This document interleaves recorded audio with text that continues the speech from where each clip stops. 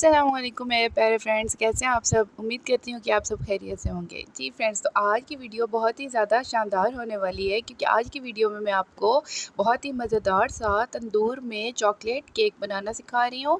तो ये वीडियो उन लोगों के लिए बहुत ही ज़्यादा हेल्पफुल है जो बेकिंग तो करना चाहते हैं, लेकिन उनके पास ना तो ओवन है ना ही गैस है, तो वो आराम से बहुत ही ईज़िली लकड़ियों वाले मिट्टी के तंदूर में ये केक बना सकते हैं। तो वीडियो को एंड तक लाजमी देखिएगा, और अगर आप मेरे चैनल पर नए हैं तो इसको सब्सक्राइब करना और वीडियो को लाइक करना ना भूलिएगा। तो आइए चलते हैं अपनी वीडियो की जानिब।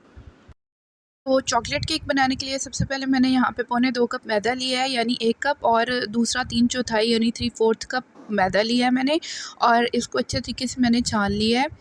याद रहे कि आपने मैदा हमेशा अच्छे तरीके से छान के यूज़ करना है।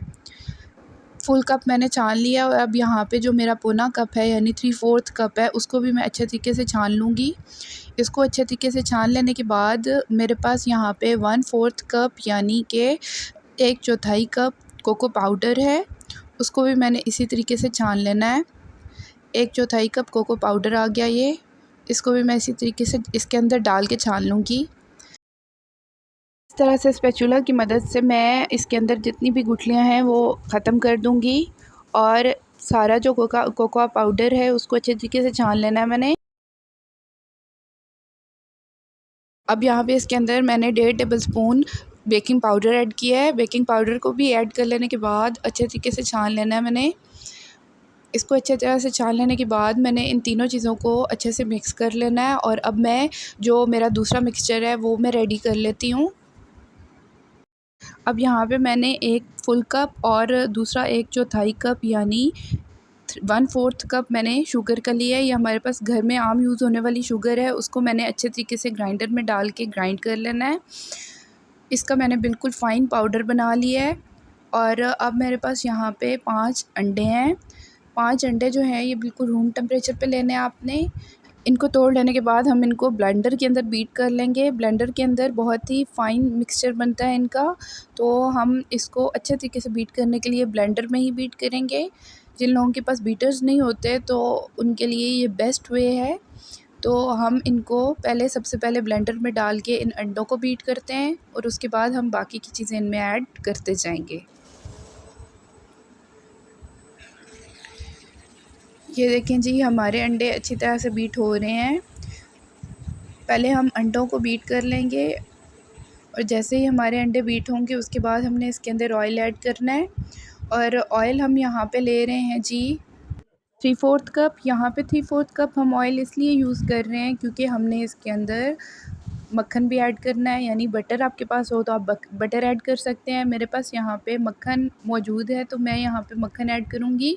2 टेबल स्पून मैं इसके अंदर मक्खन ऐड कर दूँगी, और ऑयल और बटर इसके अंदर ऐड कर लेने के बाद हम इसको अच्छी तरीके से दोबारा से बीट कर लेंगे।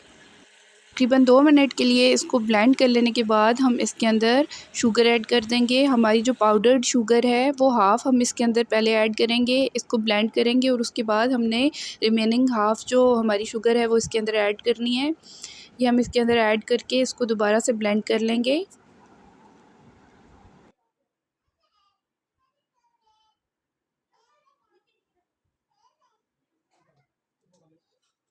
रिमेनिंग हाफ़ पाउडर्ड शुगर भी हम इसके अंदर ऐड करते करते इसको ब्लेंड करते जाएंगे। ये हमने इसके अंदर ऐड कर दिया है, और अब हम दोबारा से 2 से 3 मिनट के लिए इसको अच्छे से ब्लेंड करेंगे। नेक्स्ट स्टेप की जानिब बढ़ते हैं। हमारा मिक्सचर रेडी हो चुका है। अब यहाँ पे अपने इस अंडों वाले मिक्सचर को हमने एक बाउल के अंदर शिफ्ट कर देना है। एक बाउल के अंदर इसको पोल कर लेने के बाद हमने इसके अंदर 2 ड्रॉप्स वनीला एसेंस के ऐड कर देने हैं। आप पहले भी वनीला एसेंस ऐड कर सकते हैं, मैं अभी ऐड कर रही हूँ। तो वनीला एसेंस इसके अंदर ऐड कर लेने के बाद हम इसको अच्छे तरीके से मिक्स कर लेंगे। और अब हमारे पास जो ड्राई इंग्रेडिएंट्स हैं वो उसके अंदर हाफ़ जो इंग्रेडिएंट्स हैं वो उसके अंदर ऐड करेंगे, ताकि हमारा जो लम्स फ्री बैटर है वो रेडी हो जाए।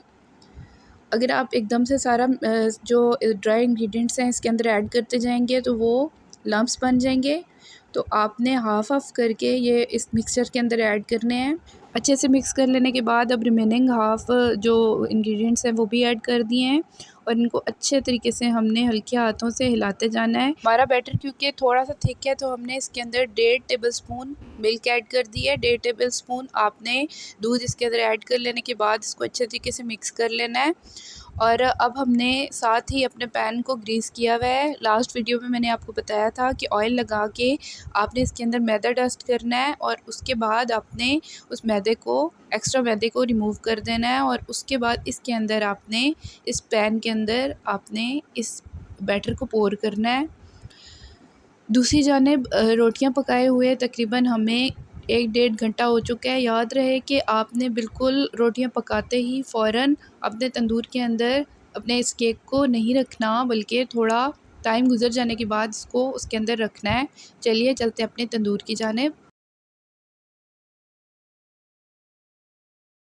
جیسا کہ میں نے آپ کو لاسٹ ویڈیو میں بتایا تھا کہ اس کا جو بھی ڈھکن ہے، اس کی جو لڈ ہے، تو اس کے اوپر بھی آپ نے آدھی آگ رکھ دینی ہے، ڈال دینی ہے، مطلب آدھے کوئلے اور راکھ وغیرہ جو ہے، گرم کوئلے آپ نے اس کے اوپر ڈال دینے ہیں۔ اب ہم اس کو تندور کے اندر رکھ دیں گے اور تقریباً ہم نے 35 to 45 منٹس کے لیے ویٹ کر لینا ہے۔ اس کو یہاں پہ کور کر کے ہم چھوڑ دیں گے 35 to 45 منٹس کے لیے۔ جی فرینڈز، تو ہمارے 45 منٹس گزر چکے ہیں اور ہمارا کیک بن کے ریڈی ہو چکا ہے۔ یہ دیکھ سکتے ہیں آپ ہمارا خوبصورت سا کیک۔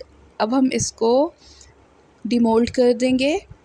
یہاں پہ ایزیلی اس چھری کی مدد سے آپ نے اس کے کنارے چھڑوا لینے ہیں اور یہ بہت ہی ایزیلی اس باؤل میں سے نکل آئے گا۔ آپ دیکھ سکتے ہیں، اس کے ایجز دیکھ سکتے ہیں کتنا خوبصورت بن کے ریڈی ہوا ہے ہمارا کیک۔ آپ بھی یہ کیک ضرور ٹرائی کیجیے گا اور مجھے فیڈ بیک میں ضرور بتائیے گا۔ اب آپ اپنے کیک کی ٹاپنگ کریم یا چاکلیٹ آپ کی مرضی ہے، جس طرح سے بھی آپ کر سکیں۔ میں آپ کو یہ کیک سپنج جو ہے یہ کاٹ کے دکھا دیتی ہوں۔ تو میں نے یہاں پہ اس کے اوپر کریم لگائی تھی اور انشاءاللہ وہ نیکسٹ ویڈیو میں آپ کے ساتھ شیئر کروں گی۔ اگر آپ کو ویڈیو پسند آئی ہو تو اس کو لائک کرنا اور میرے چینل کو سبسکرائب کرنا نہ بھولیے گا۔ اپنا خیال رکھنا اور مجھے دعاؤں میں یاد رکھنا۔ اللہ حافظ۔